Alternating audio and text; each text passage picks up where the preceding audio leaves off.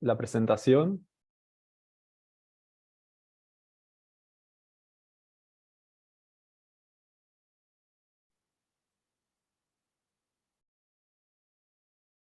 Les pido que alguno por favor me confirme si pueden ver la pantalla, si se ve bien, por el chat.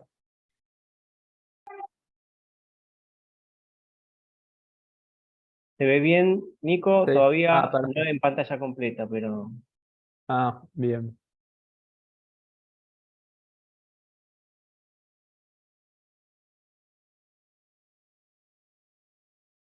tenés que ir a presentación con diapositiva, si querés. Sí.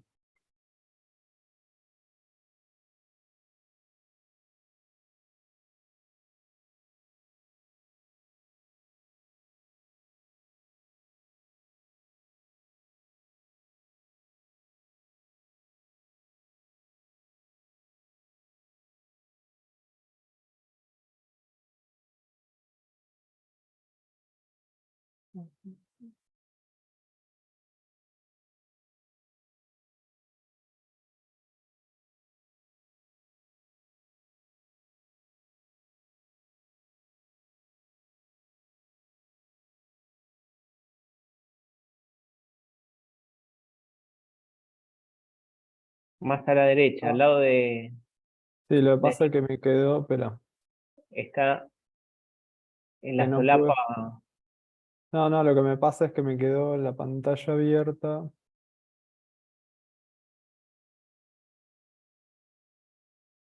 Ahí está.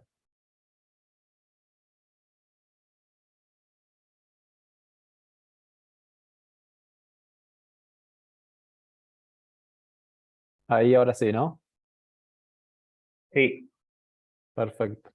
No, pasa que me había quedado la barra del zoom arriba y no lo podía ver. Bueno, gracias, Guille. de nada, ahí está Alejandra, tal Ah, vez quiere hacerte una presentación. bueno,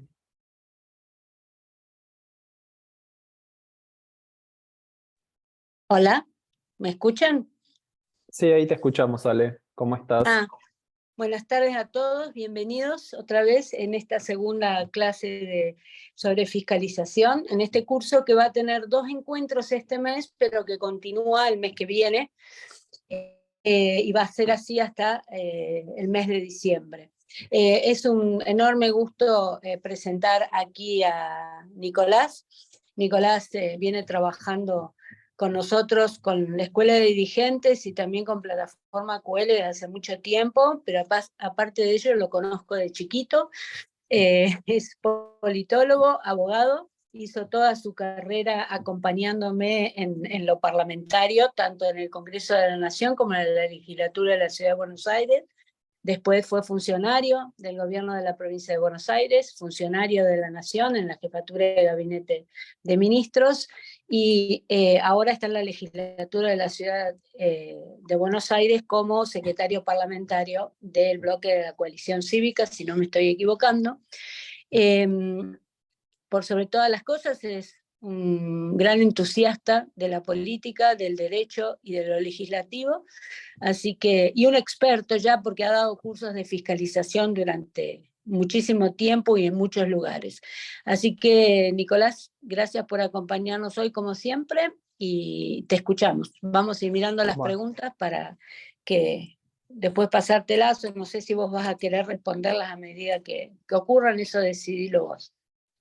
La bueno, idea gracias. es, la idea es no más de 1 hora y las preguntas al final o en el medio como quieras. Gracias. Gracias a vos, Ale, gracias por la presentación. Y bueno, un placer estar en este espacio, compartiendo experiencias y capacitando y refrescando más que nada, porque seguramente la mayoría ya hayan sido fiscales repasando conceptos. Mi idea es hacer unos 40 minutos de exposición y después abrir un segmento de preguntas para que a medida que avance con la exposición, si tengo dudas, que se hagan al final de la presentación y yo responderlas en ese momento. Así que bueno, hago la exposición y después de eso vamos mirando el chat para evacuar las dudas y también contestar algunas preguntas que Alejandra me había pasado respecto de dudas que surgieron la semana pasada o la anterior cuando hubo otro curso de fiscalización. Bueno, este es un año de elecciones y como es un año de elecciones, nuevamente nos volvemos a encontrar en una instancia de tener que fiscalizar. Esta charla es para fiscalizar o para uno ser fiscal de mesa. La idea es tener algunas herramientas mínimas, algunos conceptos y tips como para al momento de tener que nosotros desarrollar la tarea como fiscales, tener herramientas para poder custodiar el voto al partido que estemos representando en ese momento y también custodiar el proceso eleccionario.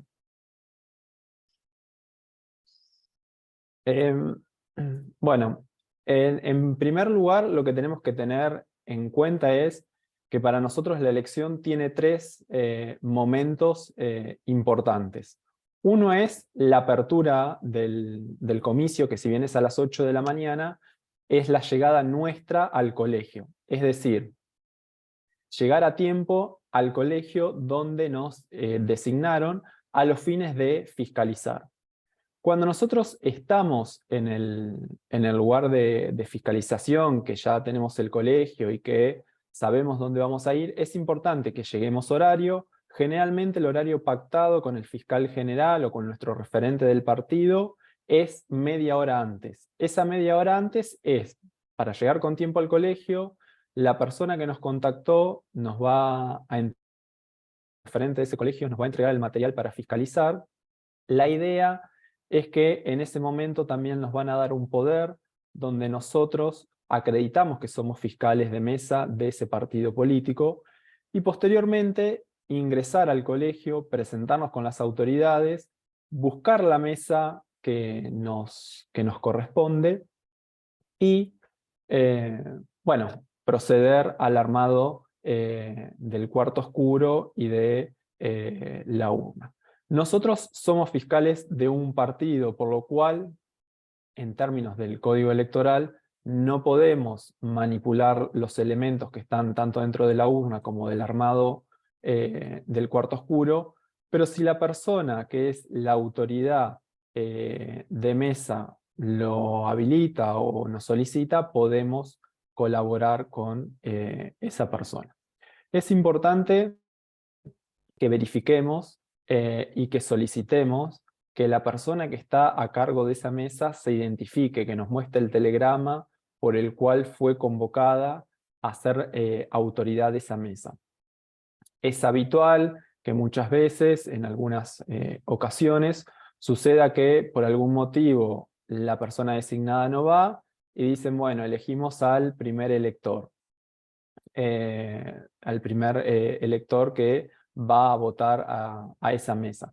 Entonces, importante verificar que la persona que se está designando, que se va a sentar como autoridad de mesa, efectivamente sea la persona que fue designada por la justicia electoral. Ahora vamos a ir entrando un poco más en detalle en cada una de estas cosas, pero bueno, como tener presente el horario de llegada al colegio, que sería en principio 7:30, la apertura del acto electoral y el cierre. Esos son los tres momentos importantes o decisivos del comicio y de nuestra labor como fiscales. Un poco lo que decía anteriormente, digamos, encontrarnos con el fiscal, que nos entreguen el material, y la primera tarea que tenemos que hacer es verificar la identidad del presidente de mesa. Siempre esto lo tenemos que hacer de una manera amable, decir, bueno, yo soy fiscal de tal partido, mi nombre es tal, me quiero presentar, ¿cuál es tu nombre? Le mostramos nuestra documentación donde figuramos como fiscal de mesa designado en esa oportunidad y le solicitamos a la otra persona también que nos acredite o nos muestre su documentación que respalde que efectivamente es la persona designada para ser la autoridad de mesa. Es importante que una vez que esto sucedió, cuando pasemos al armado de el cuarto oscuro, revisemos y tengamos presentes que estén nuestras boletas. Si por algún motivo en la urna donde llegó las boletas de todos los partidos políticos no hay de nuestro partido político, nosotros siempre vamos a tener, o el fiscal general, o nosotros como fiscales de mesa, vamos a tener boletas para reponer. Algo importante que muchas veces sucede, que con los partidos pequeños, por ahí no llega el momento de armar el cuarto oscuro y por algún motivo no hay boletas, eso no puede detener la apertura del comicio y del armado del cuarto oscuro. Es importante que cuando armen el cuarto oscuro tengan en cuenta que las boletas van de menor a mayor, de izquierda a derecha. Esa es la ubicación correcta de las boletas. Y también que el cuarto oscuro tiene que quedar sellado de tal manera que desde afuera no se permita o no se pueda ver el interior del cuarto oscuro. Y si por algún motivo ese aula o ese recinto donde se va a constituir como cuarto oscuro tiene más de un ingreso, tenemos que asegurarnos que solamente una puerta quede habilitada. La otra debería quedar cerrada de tal manera que no pueda haber o no pueda existir ingreso y circulación por esa puerta. Esto respecto al momento que llegamos, nos constituimos como fiscales y cuáles son los primeros recaudos que deberíamos tener o contemplar al momento de la votación. Luego de esto, digamos, la tarea nuestra va a ser estar sentados en la mesa, siempre estar atento, no firmar, vamos a tener una planilla o el padrón donde van a estar todos los electores. Ese es un documento sumamente importante para nosotros porque nos va a poder o nos permite verificar y chequear la identidad de las personas y poder constatar los datos. Y es importante que nosotros tratemos de ubicarnos, esto es algo dentro de lo posible, que tratemos de ubicarnos o colocarnos lo más cerca posible del presidente de mesa. ¿Esto por qué? Porque el presidente de mesa va a ser la persona que va a recibir el documento, va a ser el que va a dar lectura de los datos de esa persona, entonces si estamos cerca va a ser más factible o más sencillo poder escuchar y tener los datos con certeza. Bien, es importante que vayamos marcando y tachando quiénes son las personas que van votando. Eso también nos habilita a tener una idea de cuántas personas fueron votando en esa mesa. Acá esta diapositiva que ven habla de clasificación de votos. Yo voy a adelantar y después voy a retroceder porque me interesa algo que es importante, el tema de los documentos. Digamos, un primer problema o conflicto que seguramente surja y tengamos en la mesa es ¿con qué documento puede votar una persona? Bueno, hoy en día todos estos documentos son válidos para que la persona pueda votar.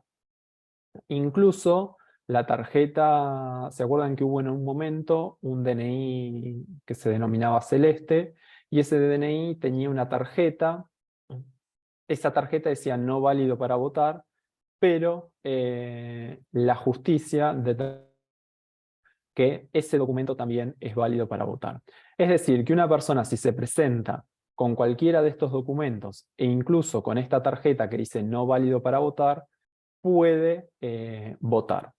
Lo importante es que en el padrón figure ese documento o una versión posterior.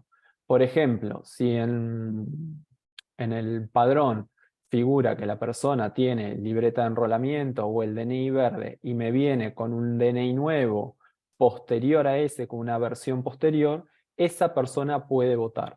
Lo que no puede hacer la persona es votar con una versión anterior al que figura en el padrón electoral. Esto básicamente es así porque se presume que el padrón está confeccionado de manera correcta, pero lo que sí puede suceder es que la persona posterior al cierre del padrón haya extraviado el documento o que el padrón no esté actualizado debidamente y que la persona tenga un nuevo documento. Entonces esa persona sí puede votar. Lo que no puede hacer es votar con una versión anterior. Y en este punto, digamos, la persona no puede votar, digamos. La regla es que la persona no puede votar, no puede emitir su voto, y eso está determinado en el código electoral. Cosas o consejos importantes también es cuando empiece el proceso de votación, cuando empiecen a llegar los electores y las personas empiecen a votar, lo aconsejable, viendo el caudal y demás de personas que van a votar, es importante que cada media hora, 40 minutos, hagamos una revisión del cuarto oscuro. También es importante que eso, en caso de ser factible o posible, lo establezcan previo a iniciar la tarea diaria dentro del establecimiento. Otra cosa importante es que tratemos de en ningún caso dejar la mesa sola. Generalmente en todos los colegios vamos a tener, aparte del fiscal de mesa, un fiscal general, y ese fiscal general eventualmente nos va a reemplazar si nosotros tenemos que ir a tomar un café, si queremos ir al baño, lo que sea. Es importante que el fiscal general se acerque y nos reemplace en ese momento que nosotros tengamos que alejarnos o no estar en la mesa. Otro punto importante y a considerar respecto a al día de la votación es que muchas veces, y se puede hacer, existe un reemplazo de fiscales, es decir, por ahí yo no me puedo quedar todo el día en esa mesa, entonces va a haber una persona que me va a reemplazar. Eso también planteárselo desde el inicio al fiscal, al presidente de mesa o a la autoridad de la mesa, a los fines de evitar confusiones o problemas cuando avance el día de trabajo. Recuerden que la urna no se puede mover de la mesa, que en la única instancia que la urna eventualmente se va a mover de la mesa es si en nuestra mesa vota alguna persona o que tenga o una discapacidad o que sea una persona muy mayor, que no sé, estamos en un primer piso y no puede subir, o nuestra mesa está en un lugar muy alejado del ingreso al colegio. En esos casos sí vamos a poder mover la urna. La persona que lo va a hacer, vamos a llamar a la persona que esté a cargo de la seguridad de ese colegio, y esa persona es la que va a movilizar la urna. Dentro de lo posible, que nuestro fiscal general acompañe ese proceso, así nosotros no dejamos la mesa sola tenemos un control como partido sobre esa urna. Va a haber cuartos accesibles que generalmente están al ingreso del colegio, que es para que voten las personas o que tienen alguna discapacidad o que tienen alguna imposibilidad física de moverse, van a estar el cuarto accesible. Entonces, bueno, la persona irá a ese cuarto y después se le acercará la urna. En ningún caso la urna puede salir del colegio. Al cuarto oscuro recuerden que solamente pueden ingresar las personas solas que van a votar, salvo, no sé, que alguna madre vaya con un nene o un bebé en brazos. En esos casos no vamos a poder impedir que la persona acceda al cuarto oscuro. En lo posible evitar que se realice el ingreso al cuarto oscuro o con bolsos o con mochilas, porque ahí generalmente se genera o se produce el robo de boletas. Entonces evitar esas situaciones. Igual siempre un consejo por experiencia: evitar el conflicto con el elector. Si eventualmente el elector viene con una mochila y no nos quiere dejar la mochila y dice yo quiero entrar con la mochila, bueno, podrá que vote, que ingrese con la mochila, pero acto seguido nosotros le decimos al presidente de mesa: mirá, por las dudas entremos a revisar que el cuarto oscuro esté en orden y no haya ningún inconveniente.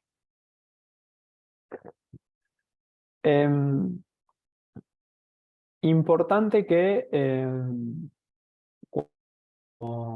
cuando empiece el momento de la votación, antes de que ingresen los electores, van a tener que hacer un acta, que ese acta es el acta de apertura, y ahí simplemente se deja constancia de quiénes estaban al momento de la apertura de esa mesa y a qué hora se efectuó la apertura de esa mesa. Eso, digamos, es importante que lo tengan presente, no porque ustedes vayan a confeccionar ese acta, pero sí porque eventualmente, para que se lo recuerden al presidente de mesa de que tienen que elaborar o redactar ese acta. Bien. Algo que que podría suceder, y es importante que lo tengan presente, es impugnar la identidad del elector. Durante el comicio puede ser que venga una persona que nos muestre su DNI y que nosotros como fiscales o la propia autoridad mesa tenga dudas sobre la identidad de esa persona. Si tenemos dudas sobre la identidad de esa persona, vamos a impugnar la identidad del elector. ¿Qué significa impugnar la identidad del elector? Esa persona va a poder votar, pero le vamos a entregar un sobre que va a tener una leyenda o estar identificado como y va a tener la leyenda que dice identidad impugnada. Esa persona va a entrar al cuarto oscuro, va a votar, va a depositar el sobre en la urna, y luego la justicia electoral, cuando se haga el recuento definitivo de los votos, va a ser la persona o la encargada, en realidad la institución encargada, de verificar si esa persona que votó era o no la que decía ser en el momento que se presentó y con el documento que acercó para votar. Esto es importante que lo tengan presente porque hay veces que se genera algún tipo de conflicto, es si esta persona puede o no puede votar. Sí puede votar, pero con esta reserva o con este cuidado de que tiene un sobre especial que va a decir identidad impugnada. Ese sobre también va a llevar la huella dactilar de la persona, porque eventualmente va a ser la manera de que la justicia tiene de verificar si era o no era. Y se aconseja o se recomienda que el presidente o la presidenta haga una serie de preguntas al respecto para tratar de validar la identidad de esa persona. Me ha pasado pocas veces, pero las veces, una o dos veces que viví esta situación, cuando uno empieza a indagar si la persona no es la que dice ser en el documento, una vez me pasó que la persona se fue corriendo del lugar donde había ido a votar. Entonces, no sucede habitualmente, pero es algo que lo deben tener presente por si llega a suceder. Bien, respecto a el comicio o la votación va a transcurrir, si tenemos algún problema de seguridad, recurriremos a la fuerza pública. En provincia no es tan frecuente, pero en capital en general hay personas o representantes de la justicia electoral por si tenemos o evacuar alguna duda o hay algún problema en el colegio. Eso en el ámbito de la Ciudad de Buenos Aires está bastante aceitado. En el resto de las provincias, por lo menos de provincia de Buenos Aires que conozco, generalmente hay alguien, pero no tienen tanta presencia como en Ciudad de Buenos Aires. Y bueno, y siempre vamos a tener al fiscal general para que nos brinde auxilio o nos asista en nuestra tarea, y a su vez generalmente el partido tiene un sistema de colaboración de abogados. No sé este año cómo se implementará eso, pero bueno, siempre hay recursos y herramientas y asistencia para que no sentirse uno solo en la mesa como fiscal. Bien, supongamos que transcurrió todo el día, que podemos tener algunas de estas situaciones o imprevisto. Va a llegar el momento de que se hacen las 18 horas, y cuando se hacen las 18 horas, el colegio o el lugar donde se esté llevando adelante la votación va a cerrar sus puertas, y una vez que cerró sus puertas, las personas que están en el interior pueden votar y el resto no, o sea, los que quedaron afuera no lo van a poder hacer, o si alguien llega a 18:10 tampoco va a poder votar. Bien, una vez que esto sucedió, que en nuestra mesa no tenemos más electores, que el colegio está cerrado, es importante que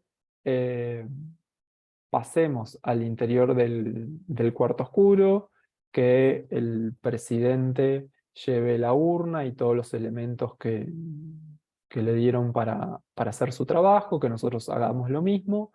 Y lo primero que tenemos que hacer antes de generar o hacer la apertura de urna es limpiar el cuarto oscuro. ¿Qué significa limpiar el cuarto oscuro? Retirar todas aquellas boletas que están en ese cuarto oscuro y que no fueron utilizadas a los fines de evitar cualquier inconveniente o que se mezclen con las boletas que van a empezar a salir de los sobres. Importante.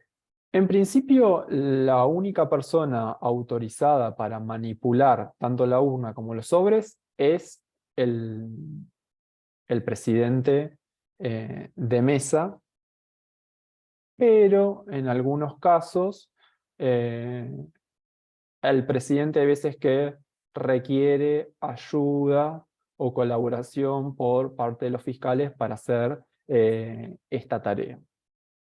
Entonces digo, bueno, cada uno debería analizar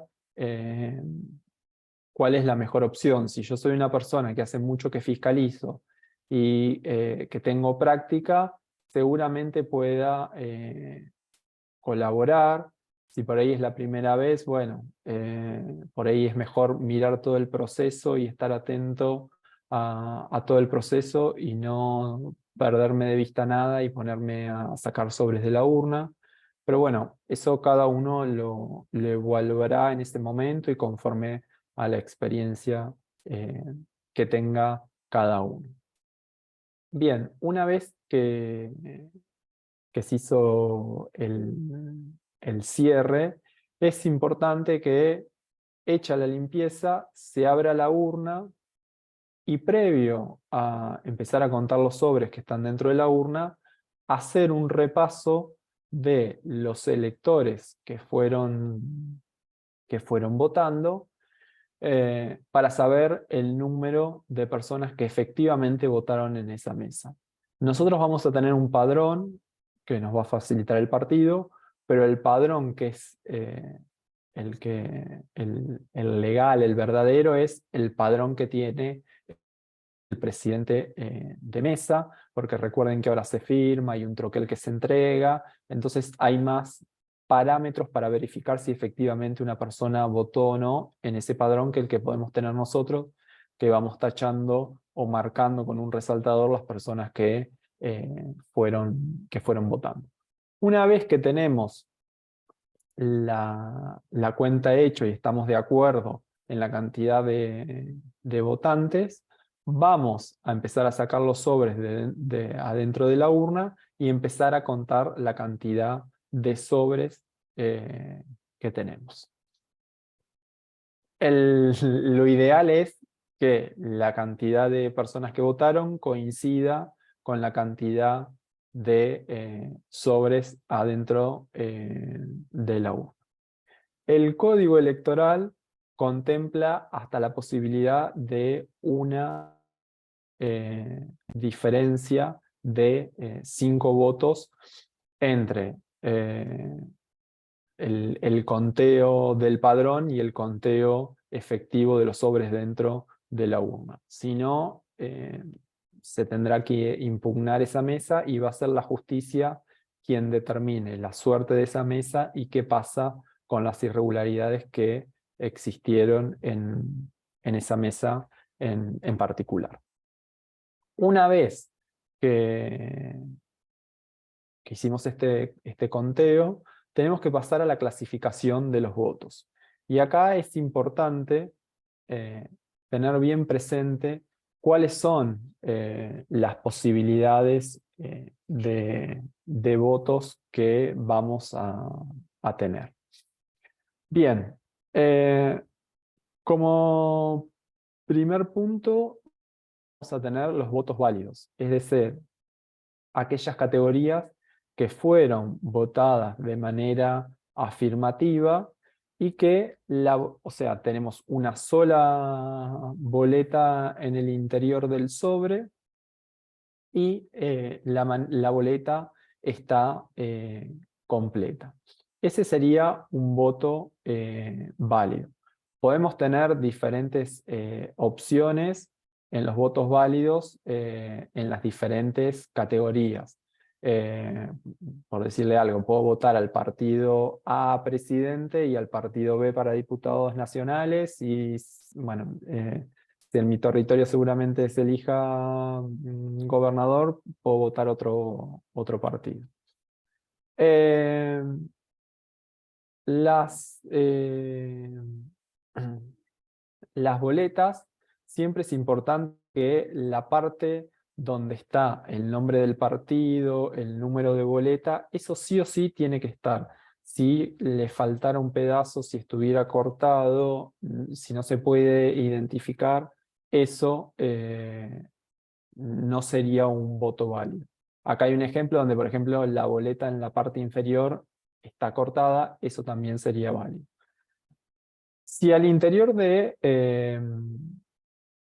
del sobre encontramos 2 boletas para la misma categoría iguales, no sé, por ahí alguna persona fue, agarró y de manera descuidada metió la boleta completa nuestra y en vez de agarrar una, agarró 2, bueno, eso se considera como que fue un error del elector, que la intención del elector era votar ese partido, pero bueno, hay veces que se pegan, no se dio cuenta, pensó que era una sola boleta y en realidad metió 2.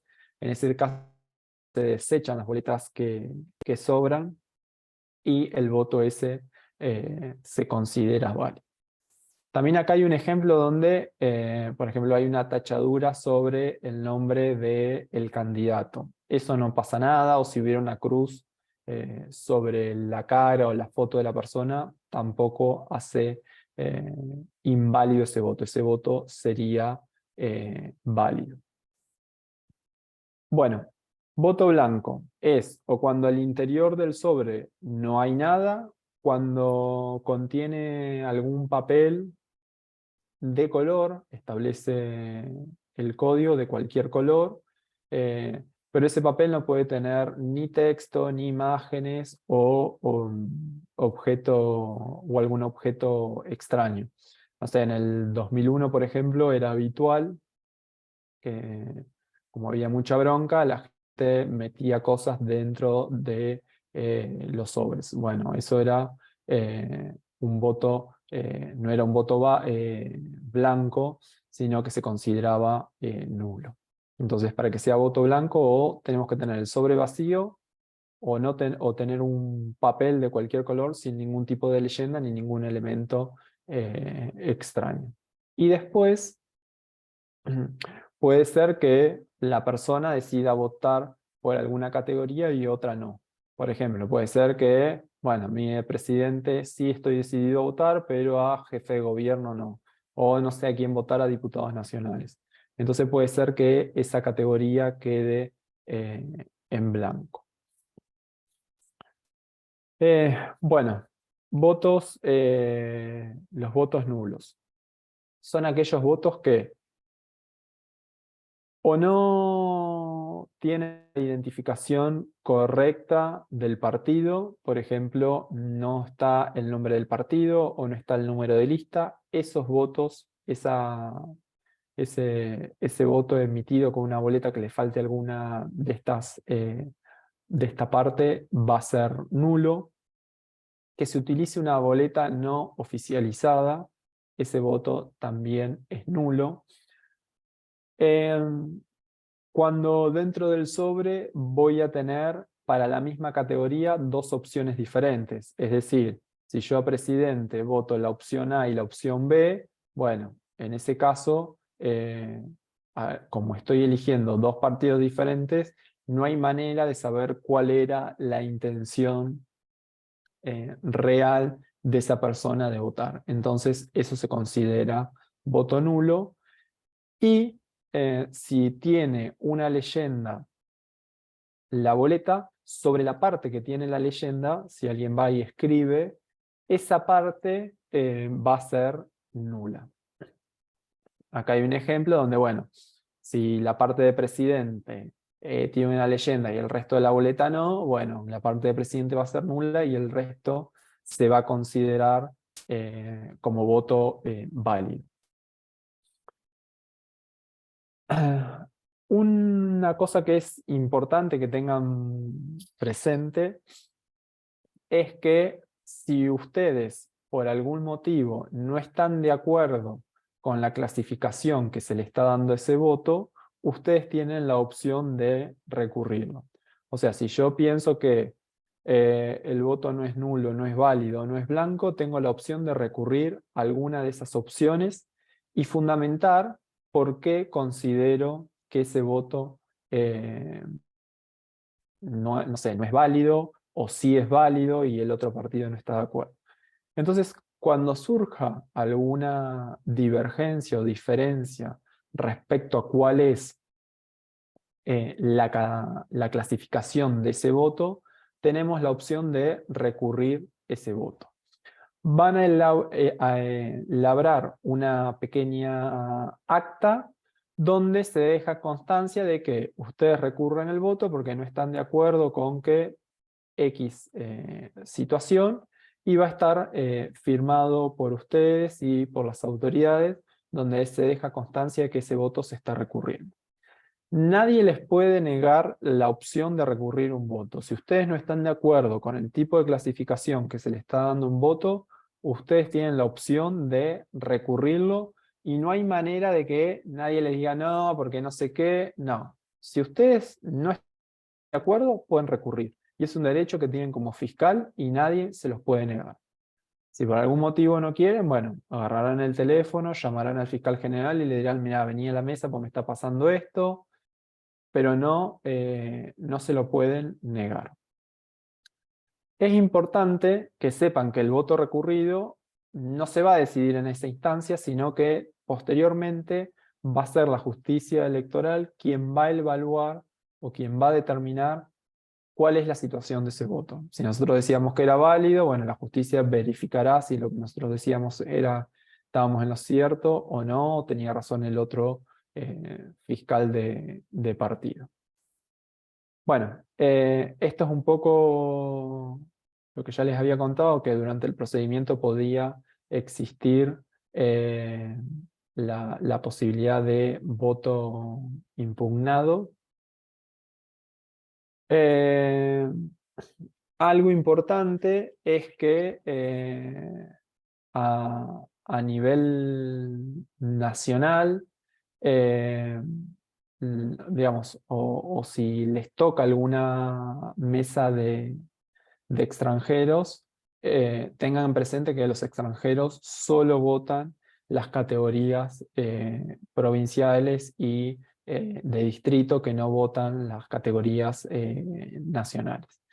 Igual este es un tema que por lo general hay colegios específicos o establecimientos de votación específicos para extranjeros y están en diferentes lugares, entonces no hay problema y hay mesas específicas de extranjeros y no hay, en general no hay confusión, no hay problema con este punto.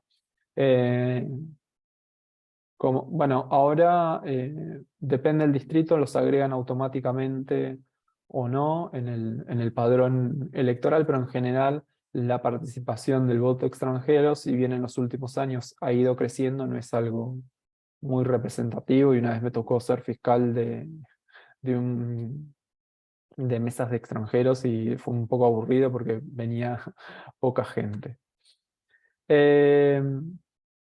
Bueno, acá no se aprecian bien, pero estas son las actas donde se va a dejar constancia tanto de la apertura del comicio, que fue lo que les dije hoy al principio respecto a establecer a qué hora se hizo la apertura del comicio o la apertura de esa mesa, y el nombre de las autoridades y de los fiscales de esa mesa. Tiene que estar firmado por el presidente y por los fiscales, y el acta de cierre, que también se va a dejar constancia de quién participó o quién está en ese momento, qué fiscales están al momento del cierre del comicio y a qué hora se generó. Acá figura el certificado de escrutinio. El certificado de escrutinio va a contener todas las categorías, va a contener la cantidad de votos que tuvo cada una de esas categorías por partidos políticos, y van a estar los datos de la mesa en cuestión. Esto es importante, una parte en la parte superior va con números, en la parte inferior va con letras. Esto es sumamente importante que quede completo, que ustedes no se retiren del colegio si no tienen este documento, porque si no, todo el trabajo previo que hicieron no va a servir si ustedes se fueron antes y este documento no quedó completo. Tiene que estar firmado por ustedes como fiscales del partido, por el resto de los fiscales de los partidos que estuvieron actuando, pero sobre todo lo más importante es que tenga la firma también de la autoridad de mesa. No va a haber nadie que se niegue a firmar estas planillas. Por ahí algún fiscal dice, no, yo no firmo. Bueno, será un problema ese fiscal, pero las autoridades de mesa en general no ponen ningún tipo de resistencia a esta situación o a este hecho de tener que firmar este documento. Este documento es esencial porque esto, cerrada la elección, hay 48 horas donde el partido tiene tiempo para hacer denuncias respecto a alguna irregularidad de alguna mesa, y este va a ser el documento con el que van a constatar o contratar la autoridad, la justicia y el partido, digamos, va a utilizar este elemento para verificar si esa denuncia tiene asidero o no y qué fue lo que pasó, y va a chequear a través de estos documentos. Por eso es importante que lo tengamos hecho, y a su vez, porque este documento, cuando se haga el escrutinio definitivo, no es que van abriendo todas las urnas, se verifica en torno a el certificado de escrutinio que completó la autoridad de mesa y los que tenemos nosotros, y se va verificando si existe concordancia entre estos documentos. Entonces es importante que esto esté completo y se lo entreguemos al fiscal general. Bueno, este es el telegrama. Esto lo completa la autoridad de mesa y lo firmamos nosotros. Digamos, todos estos son documentos que nosotros el anterior sí, pero este no lo completamos, sino que lo va a hacer la autoridad de mesa. Bueno, acá es un poco más detallado, más ampliado cómo es el certificado de escrutinio. Digamos, es importante que estos documentos queden completos, que no quede ningún casillero vacío, donde no lo usemos, hagamos una raya para que nadie pueda completar sobre lo que nosotros pusimos o anotamos. Y es importante que le saquen una foto eventualmente a los fines de que si por algún motivo se pierde ese certificado, nosotros tener algún tipo de respaldo digital donde podamos ver o constatar cuál fue el trabajo que estuvimos haciendo en esa mesa. Bueno, acá eso es como un poco el tema de recurrir o pedir ayuda o asistencia eventualmente al fiscal general, digamos, si tenemos algún problema durante el escrutinio o al cierre, al escrutinio no, al momento de la votación o posterior cuando se esté haciendo el recuento, tener presente que siempre vamos a tener el auxilio de el fiscal general, que si en algún momento vemos alguna situación que nos parece que está perturbando el comicio, le demos aviso y que él eventualmente va a evaluar con el equipo de abogados o con el partido, con el referente del partido en el territorio, van a evaluar si es necesario o no hacer alguna denuncia. Ahora que veo la urna, también es importante que una vez que hicieron todo el recuento y que volvieron a poner los sobres que salieron de la urna y las boletas que salieron de la urna, sellen esa urna y que la faja de seguridad lleve la firma de ustedes, tanto al principio como al final. Y otro dato importante es que cuando ustedes recurran un voto, ese voto no debe volver a la urna. Ese voto queda afuera, va a ir en algo que se denomina bolsín, junto con el acta de escrutinio, y queda por fuera porque la justicia se va a dedicar a verificar exclusivamente ese voto en particular y no el resto de todos los votos que están dentro de la urna. Igual que si por alguna de esas casualidades le toca impugnar la identidad del elector, el sobre que va a salir dentro de la urna con la identidad impugnada tampoco va a volver al interior de la urna. Bueno, acá como algunos tips de algunas cosas que estuvimos viendo, pero algo que es importante porque era una pregunta que habían hecho en alguna charla anterior, en el último punto es si se puede agregar a alguien al padrón. No se puede agregar nadie al padrón. Solamente puede votar las personas que están asignadas a esa mesa. Si viene un fiscal y dice, me quiero anotar o yo voy a estar todo el día acá y no llego a mi colegio a votar, bueno, es un problema de ese fiscal y una decisión de ese fiscal, pero no se puede agregar nadie en el padrón, y tampoco, porque hubo varios inconvenientes respecto a, por ejemplo, no sé, si la seguridad en mi colegio está garantizada por Gendarmería y el gendarme que mandaron es de Chaco y lo mandaron a la provincia de Buenos Aires, bueno, si la justicia electoral lo contempló y mandó un padrón complementario con los nombres de esa persona y figuran en ese padrón complementario, sí podrán votar en esa mesa, pero solo si existe padrón complementario. No podemos agregar nadie en nuestro padrón.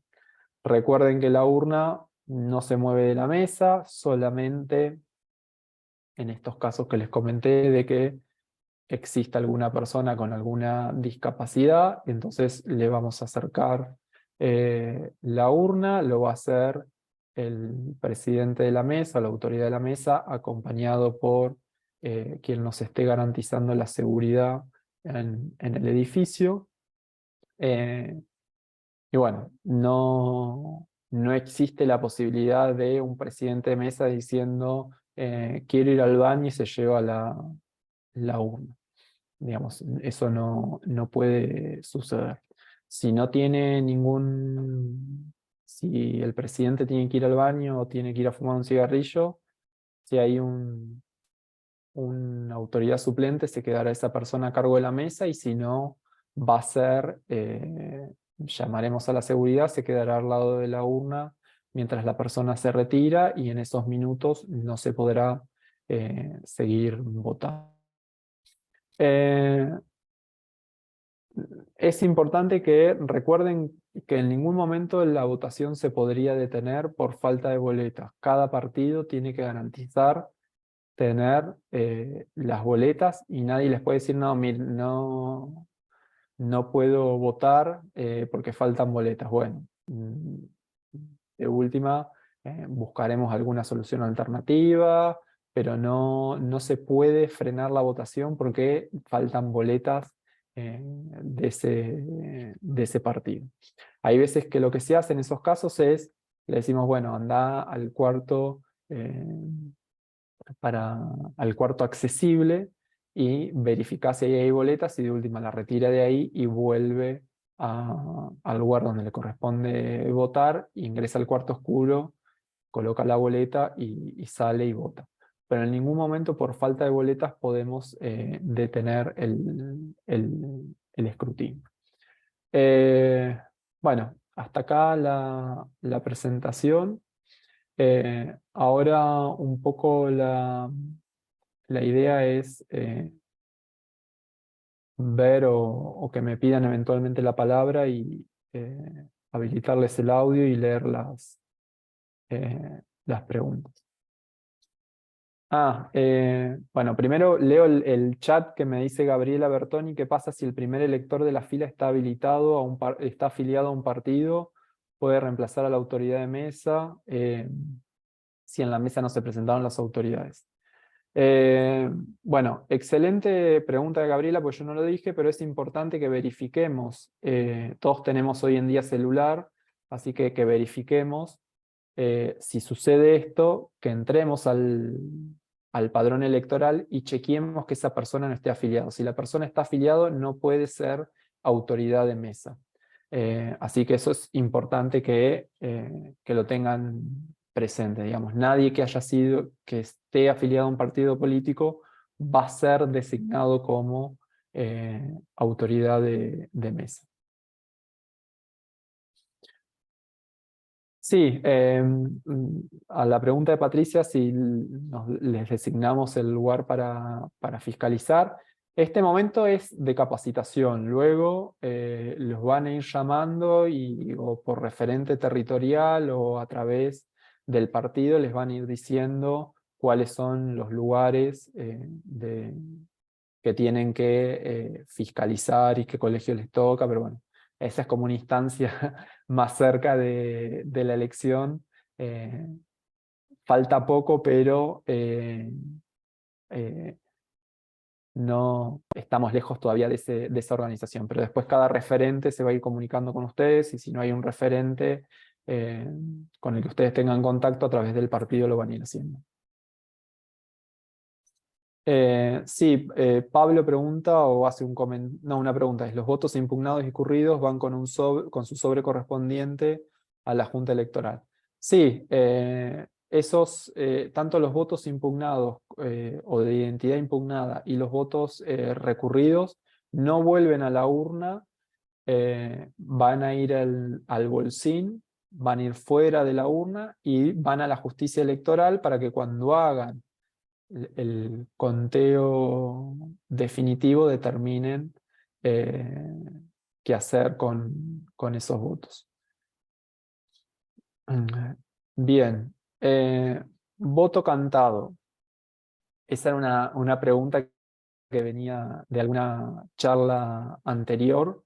Y respecto al voto cantado, digamos, tanto voto cantado como que yo vaya con una remera que me identifique con un partido, o cualquier cosa que me acerque me identifique con un partido político, está prohibido en 80 metros a la redonda del lugar de votación. En principio, el código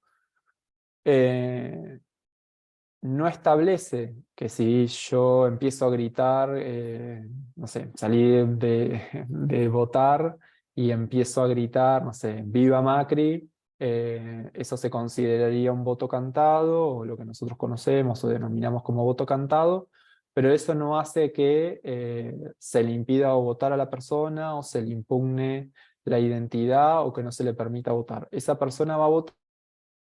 Lo que sí tendríamos que hacer, porque hay penas para esas situaciones y el código establece sanciones para eso, tendríamos que llamar o darle intervención a la seguridad del establecimiento, y eventualmente ponerlo a disposición de la justicia electoral, quien va a ser quien evalúe o quien determine qué sanción le corresponde. Después,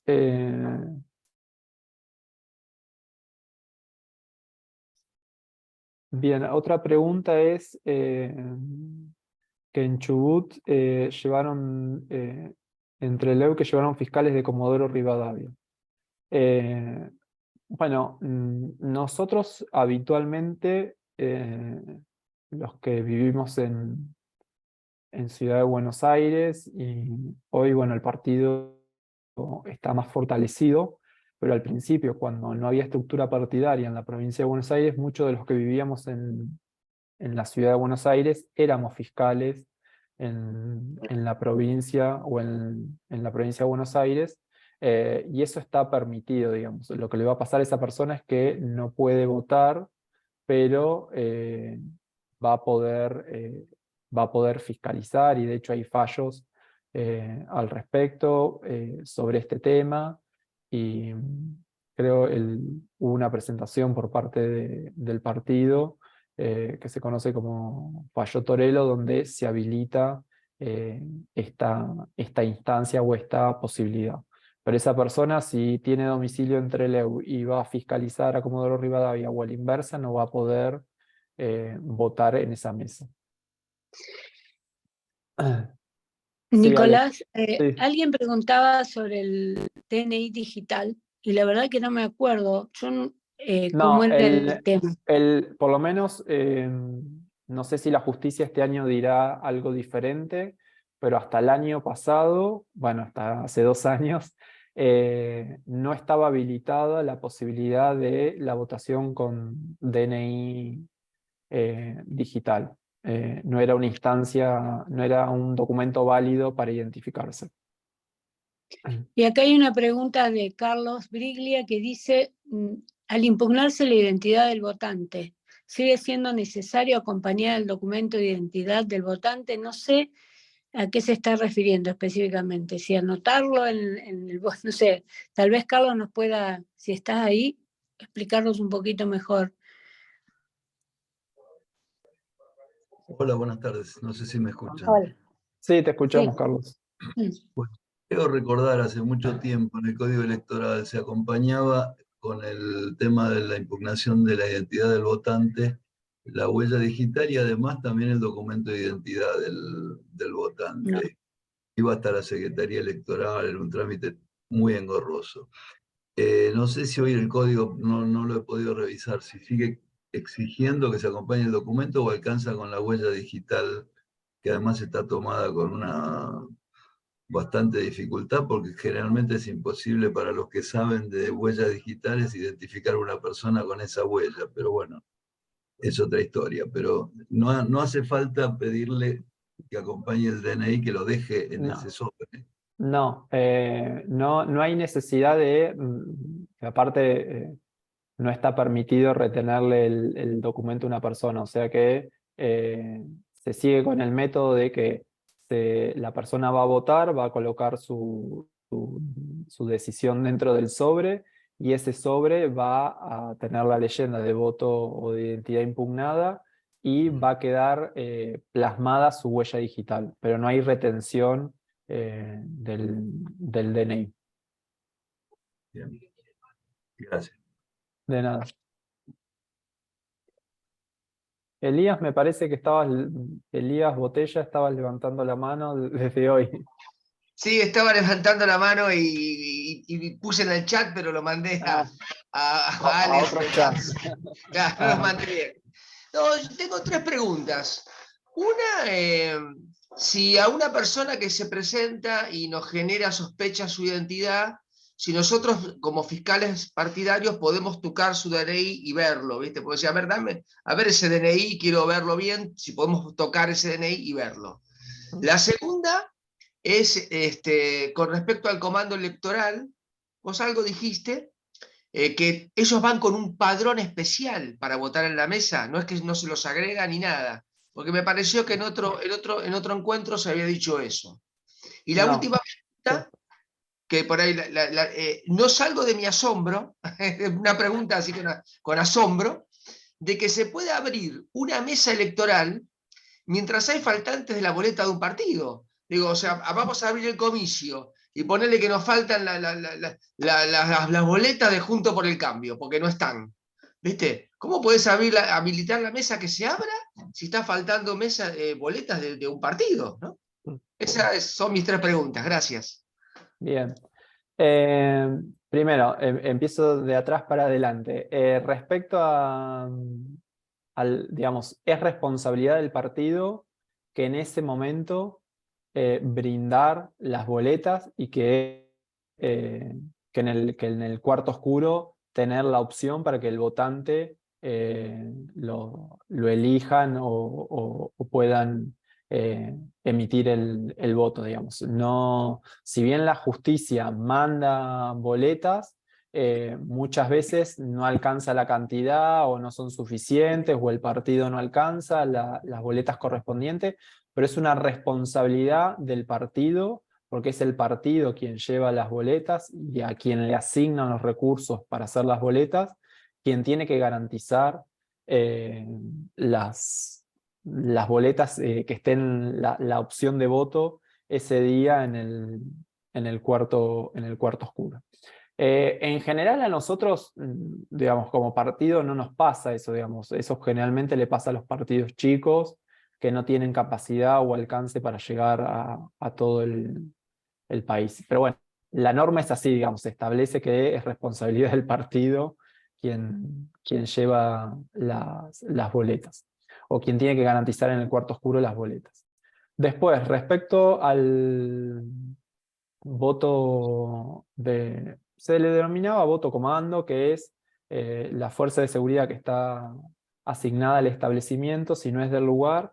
Si no están en un padrón específico, no pueden votar. Y de hecho, se les entrega un sobre especial que se denomina sobre cubierta, que es específico para la fuerza de seguridad asignada al establecimiento para que voten. Porque, por ejemplo, supongamos, no sé, el gendarme que es de Chubut y por algún motivo está en la provincia de Buenos Aires, en una elección nacional, lo único que puede elegir Gendarme con las boletas que tiene ahí es la categoría de presidente, no puede elegir diputados nacionales por la provincia de Buenos Aires.